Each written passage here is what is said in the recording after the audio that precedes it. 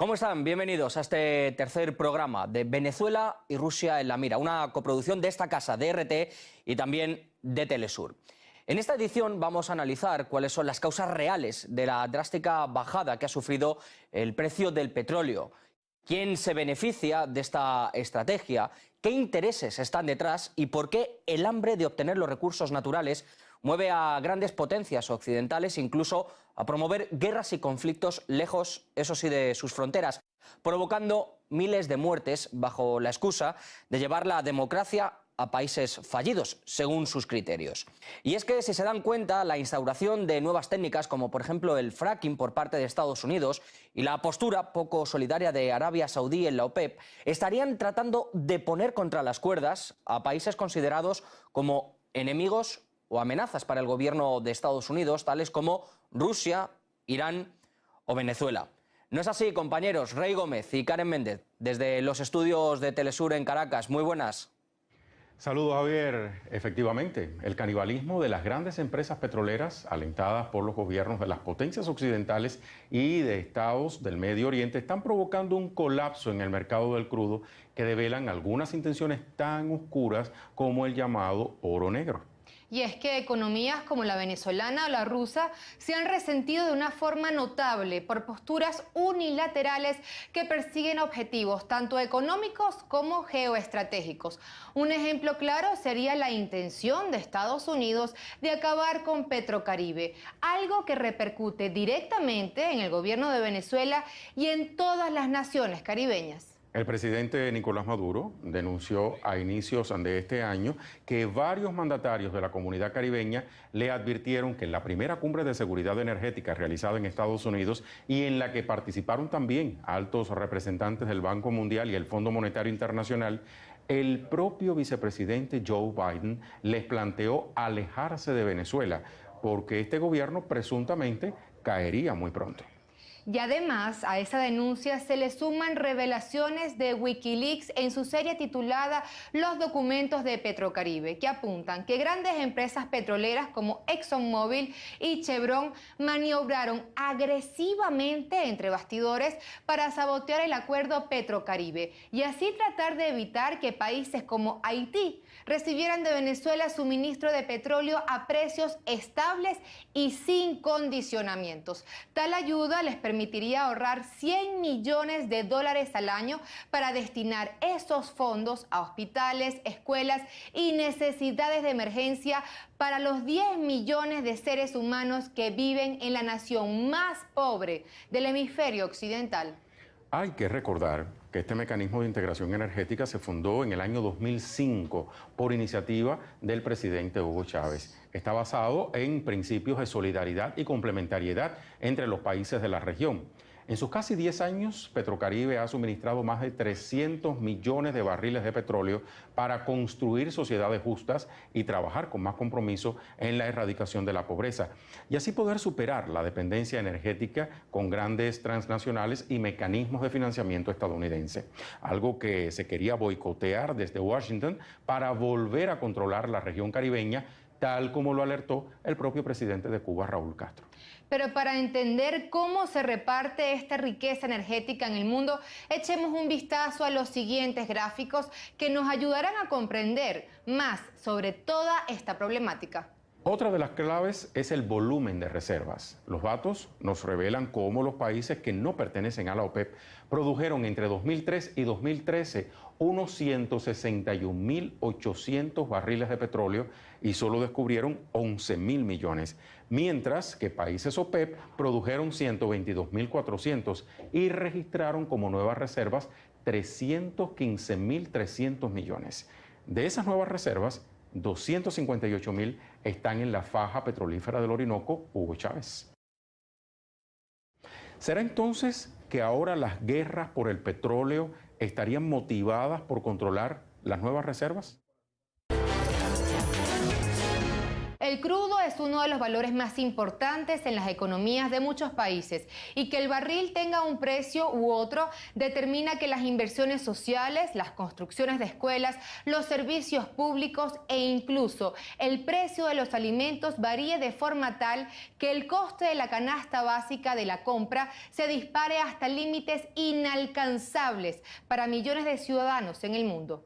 En esta gráfica vemos hasta qué punto es importante el petróleo en el PIB de las economías de algunos de los países afectados por esta situación.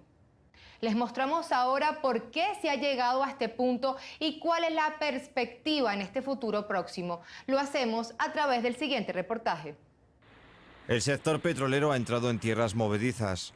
En noviembre del 2014, los 12 miembros de la OPEP, bloque que concentra más del 80% de las reservas mundiales de crudo, acordaron no reducir la cuota de producción. La decisión fue tomada en medio de una sobreoferta en el mercado, donde la bonanza de hidrocarburos de esquisto de Estados Unidos se planteó como un firme competidor al crudo convencional. La declaración de la OPEP llevó a consecuencias inmediatas. El coste del barril alcanzó su mínimo en 4 años. Hay una importante producción adicional, sobre todo de petróleo de esquisto de los Estados Unidos, y eso aunado a los temas de geopolítica, a los temas que tienen que ver con la pretensión de imponer sanciones, las sanciones que están impuestas sobre todo hacia la Federación Rusa y las sanciones que están impuestas hacia Irán. En ese escenario, los propulsores de la postura de la OPEP, Arabia Saudita y otros productores del Golfo, junto a Estados Unidos, estarían tolerando un cierto periodo de bajos precios ya que disponen de grandes reservas. Pero su postura afecta y mucho a países como Venezuela, Rusia o Irán. A la espera de una estabilidad que todavía es posible tardará en llegar, parecen poco halagüeños los augurios de aquellos que, como un alto cargo de Riad, dejan en manos de Alá el precio del oro negro. ¿Cuáles son los factores que llevan a estos cambios drásticos? ¿Por qué siempre las guerras inciden en los precios del hidrocarburo? ¿Quién maneja este mercado que hoy mueve al mundo? Javier, tú tienes datos al respecto y a quien nos puede ayudar a saberlo. Adelante. Bueno, compañeros, si hay algo que puede definir la evolución de los precios del crudo es que dibuja un gráfico en dientes de sierra. En pocas ocasiones se mantienen los precios del hidrocarburo, a no ser que se beneficien las grandes compañías. Los conflictos bélicos y los intereses geoestratégicos siempre están detrás de esta variación. Lo vamos a ver en el siguiente gráfico, que nos va a mostrar mucho más claro cómo ha sucedido. Evolución histórica del precio del barril Brent. Nos vamos al primer pico, $75 por barril, 1 de julio del 2006. La crisis de los misiles en Corea del Norte. También tenía que ver, como no podía ser de otra manera, la guerra en Irak y en el Líbano, una zona de Oriente Medio muy punible a esa variación de los precios. Llegamos a uno de los picos, 1 de junio de 2008, $139 por barril. La especulación en el mercado de futuros estaba detrás de todo esto. Después llegamos a una bajada drástica, $45 por barril. Se debe a las crisis de Lehman Brothers que agitó toda la economía mundial. El petróleo no fue una excepción.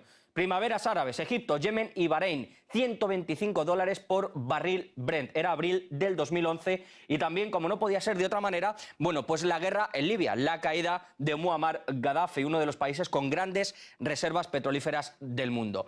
Llegamos a otro de los momentos destacados, es junio de 2014, el auge del Estado Islámico en Irak y, como no puede ser de otra manera, nos fijamos en la situación actual, 1 de marzo de 2015. Una bajada drástica, revolución del fracking en Estados Unidos, $56 por barril en esa fecha, y también la política unilateral de Arabia Saudí. Como podemos ver, conflictos bélicos gestados. Se dice que se intenta imponer la democracia y también algunas crisis económicas que después se ha visto, bueno, pues que estaban pensadas o diseñadas para que cambiara la economía.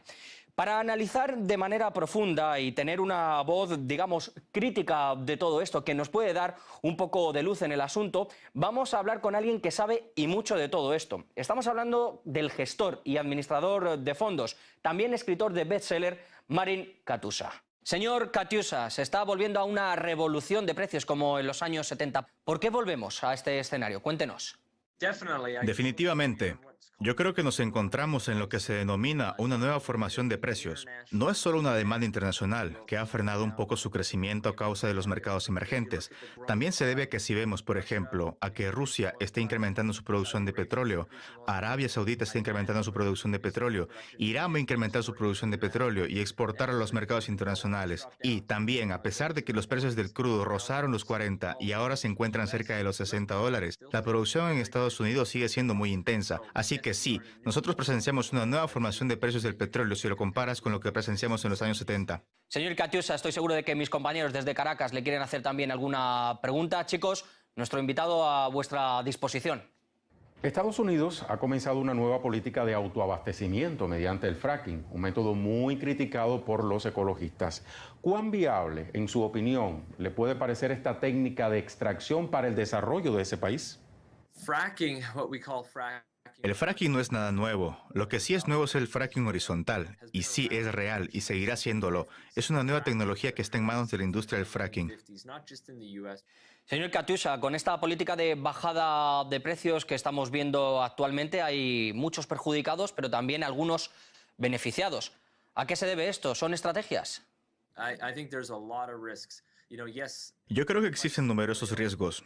Sí, el precio del petróleo debería ser el precio de la gasolina más bajo, pero esto no sucede porque existe algo denominado margen de refino entre las refinerías. Es decir, el precio que las refinerías pagan para comprar petróleo y producir de este gasolina para los autos no baja tanto como el propio precio del petróleo. El segundo riesgo aquí es lo que podría pasar con todos los bancos, inversionistas, gerentes financieros y los fondos que han invertido en este boom de esquisto. Las personas requieren el rendimiento que les fue prometido por el sector petrolero.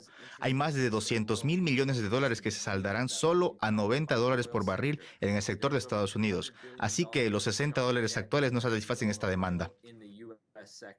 Gracias, señor Katiusa, por su testimonio. Bueno, prosiguiendo con el análisis de estas guerras por el petróleo y cómo influye en las economías de los países esta bajada, les mostramos en concreto qué países se están beneficiando y cuáles se ven más perjudicados. Empezamos por estos últimos. Países como Arabia Saudí, Qatar, Bahrein, Libia, Irak o Emiratos Árabes Unidos. Les llamará la atención que digamos Arabia Saudí, pese a la posición, pues radical que está adoptando frente a la OPEP. Pero es que hay que decir que está perdiendo dinero, pero se lo puede permitir debido a las grandes reservas que tiene. Otro de los países que destaca y que nosotros nos fijamos, pues desde luego es Rusia, que necesita y depende también de gran parte de su economía por parte de los hidrocarburos, aunque ahora la economía se está diversificando y se está recuperando.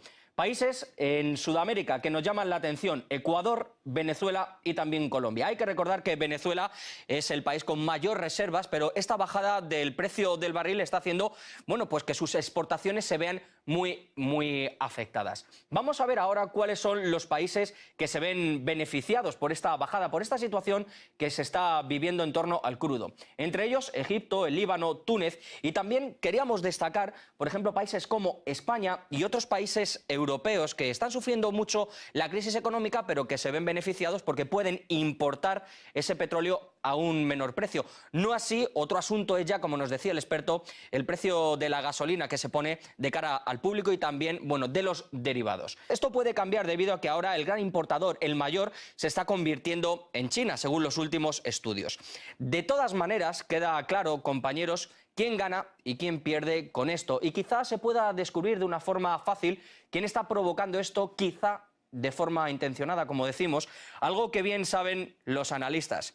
¿No es así, Karen? Así es, Javier, y además son datos reveladores que también podemos interpretar con el experto en temas petroleros y quien además fue secretario general de la UNASUR, Ali Rodríguez Araque. Señor Ali, ¿cómo le va? Queríamos saber si la caída en los precios del petróleo es un fenómeno coyuntural o a largo plazo.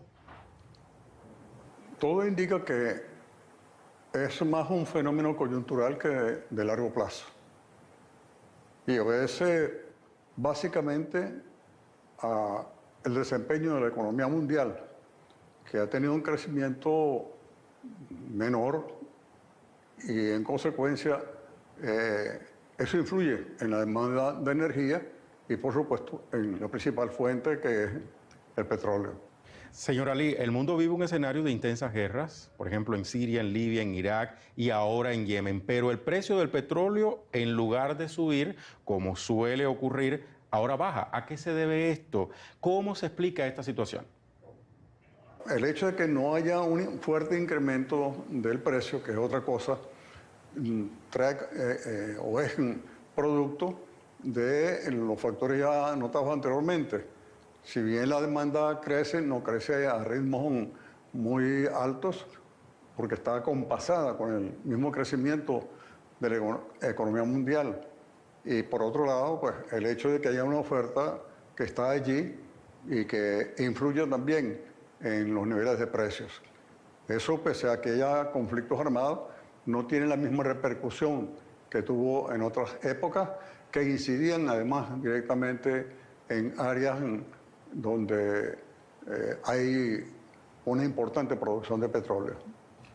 Señor Ali, además Estados Unidos tiene solamente el 5% de la población mundial, pero consume aproximadamente el 20% del petróleo del mundo y ellos necesitan aproximadamente unos 20.000 millones de barriles de petróleo diarios para sostener su economía y solo logran producir 9.6 millones de barriles por día. En otro lado está Venezuela con las reservas probadas más grandes de petróleo del mundo, con aproximadamente 513.000 millones de barriles extraíbles. Soplan vientos de guerra. Es posible una confrontación si el gobierno venezolano, si el Estado venezolano sigue controlando el petróleo. Es un hecho cierto que Venezuela posee las más grandes reservas de petróleo de todo el hemisferio occidental.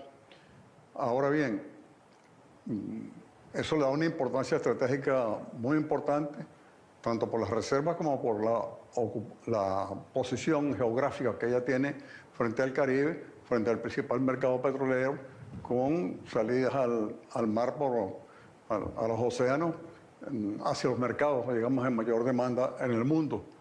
Ahora, que esto traiga como consecuencia el que sea atacada militarmente para ser ocupada o para que pretendan ocuparla, es un cuento distinto. Todo dependerá de la unidad interna, por un lado, y por otro lado de la unidad de nuestra América y asimismo de la situación mundial. La reacción frente a un hecho de esta naturaleza sería muy grande y provocaría un cataclismo de verdad a escala continental.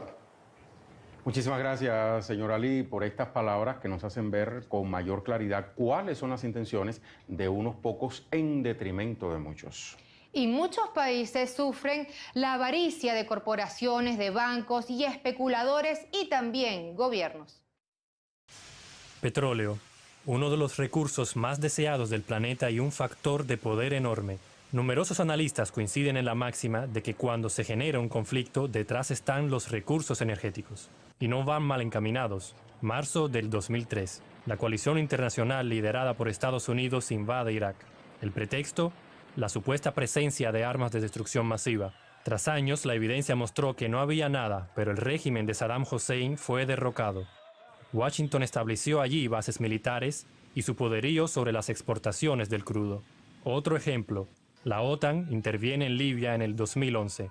El objetivo declarado, llevar la democracia a ese miembro de la OPEP y destruir a Muammar Gaddafi, su antiguo aliado. La muerte de Gaddafi pone fin a un largo y doloroso capítulo para Libia.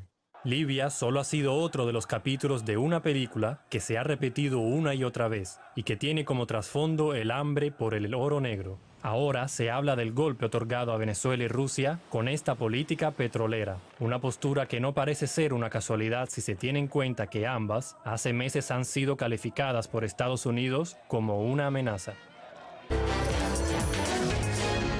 Unas guerras provocadas ante la mirada de todos en una zona determinada del mundo.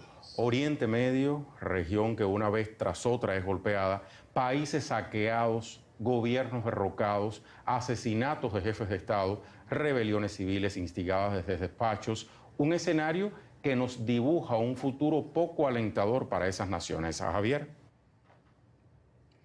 Sin duda que los países de Oriente Medio y en especial algunos que no son afines a las políticas estadounidenses son víctimas de ataques e injerencias que tienen como trasfondo un movimiento geoestratégico y también económico movido por el olor del petróleo barato, según su parecer, aunque la sangre de los inocentes que mueren en esos países, en esos estados por las guerras económicas provocadas, la verdad que no tiene precio. De eso vamos a hablar con nuestro siguiente experto, con el ingeniero químico Rami El-Jundi.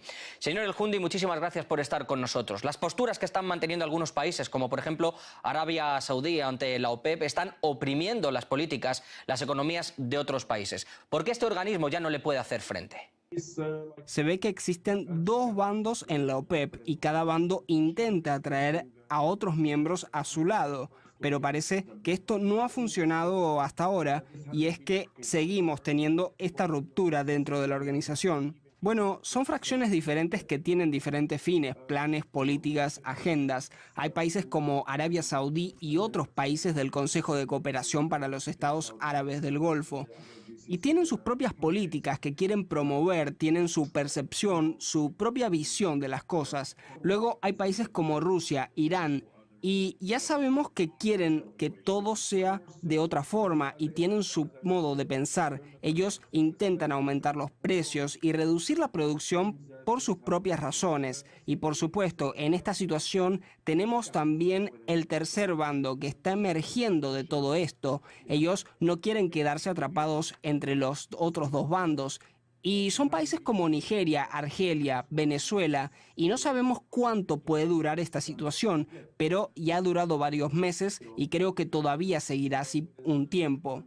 Se dice que los intereses petroleros siempre han movido algunas guerras, algunas injerencias por parte de Occidente. ¿Por qué se escuda en la democracia algunos países como Estados Unidos para conseguir ese petróleo? Si fue la democracia uno de los pretextos, sí, fue.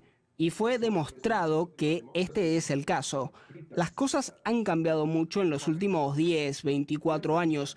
Ya no se puede engañar libremente a las masas. Existen las redes sociales, mucha diversidad de fuentes de información. Las personas ya no tienen que escuchar solo un punto de vista. El mundo árabe quizás haya sido uno de los campos experimentales para debatir y promover estos temas ante la gente.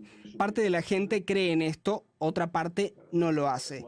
Pero básicamente todo esto no llevó a nada más que la hipocresía, mucha injusticia manifiesta, tanto política como económica y social. Si miran el mapa, desde el este, Irak, Libia, Yemen, Siria, incluso más pequeños conflictos locales de pequeña escala como tensiones fronterizas en Sahara, algunos otros estados como Egipto. Desgraciadamente esta región se convirtió en un pastel y otras potencias usan la ideología como pretexto para cocinarlo.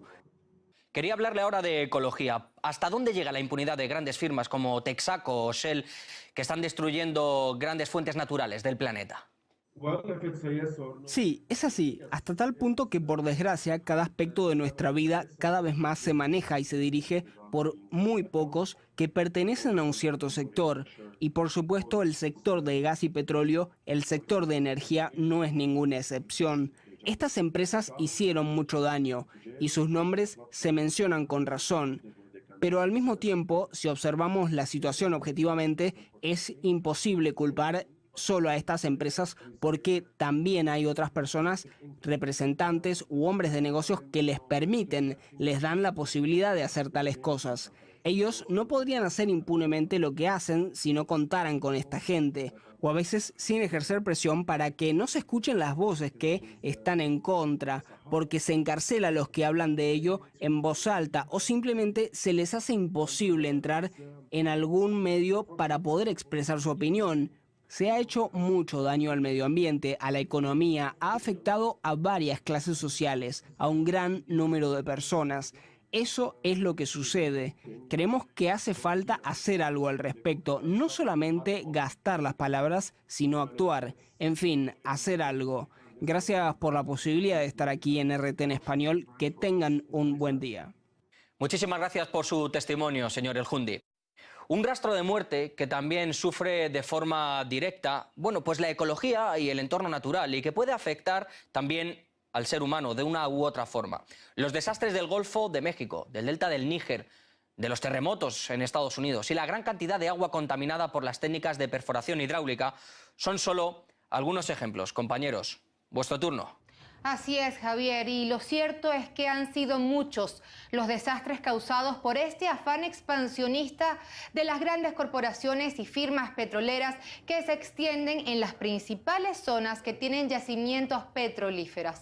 Empresas como la Exxon, la Shell, la Texaco, Chevron están amparadas y tienen una especie de aura de impunidad otorgadas por entidades como el Banco Mundial, que financia e impone programas de ajuste estructural y que obliga a los países a sobreexplotar sus recursos petroleros.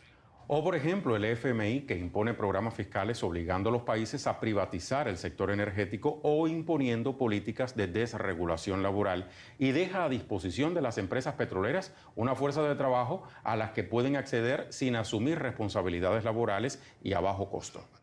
Todo esto se refleja en el ámbito económico, pero también en el aspecto medioambiental, donde los desastres causados por estas firmas pasan desapercibidos por autoridades e incluso por instituciones judiciales.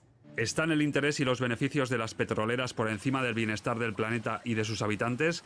La historia cuenta con numerosos ejemplos que lo demuestran. Es, por ejemplo, el caso de la compañía estadounidense Chevron Texaco en Ecuador. Entre los años 60 y 90 del siglo pasado, la multinacional contaminó la selva amazónica, causó numerosas muertes y negó su responsabilidad ante los tribunales.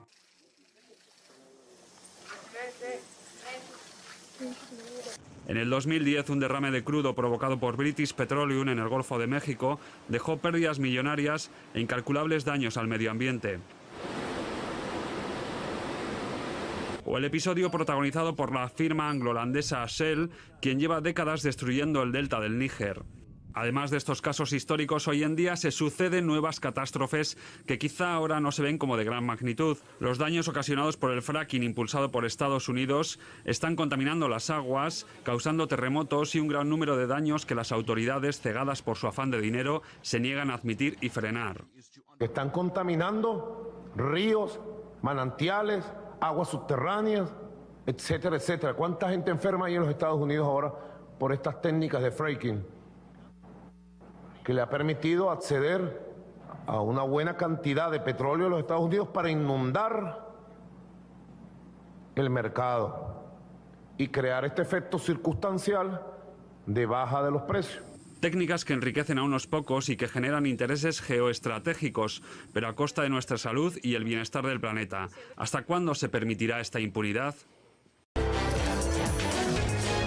Sangre, guerra, desastres ecológicos, impunidad judicial, explotación desmesurada, avaricia, movimientos geoestratégicos o chantajes. Esas son algunas de las características que pueden definir en qué términos se mueven hoy en día los parámetros del sector petrolero.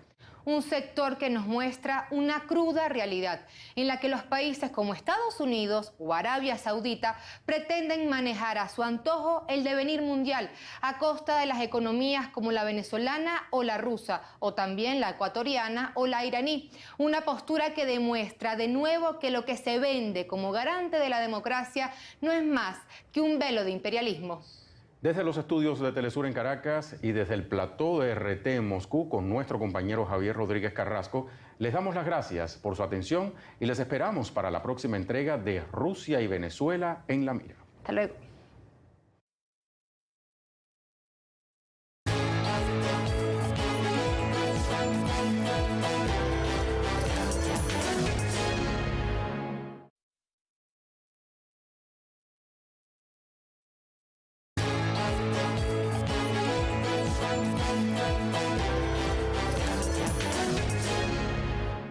¿Cómo están? Bienvenidos a este tercer programa de Venezuela y Rusia en la mira, una coproducción de esta casa, de RT y también de Telesur.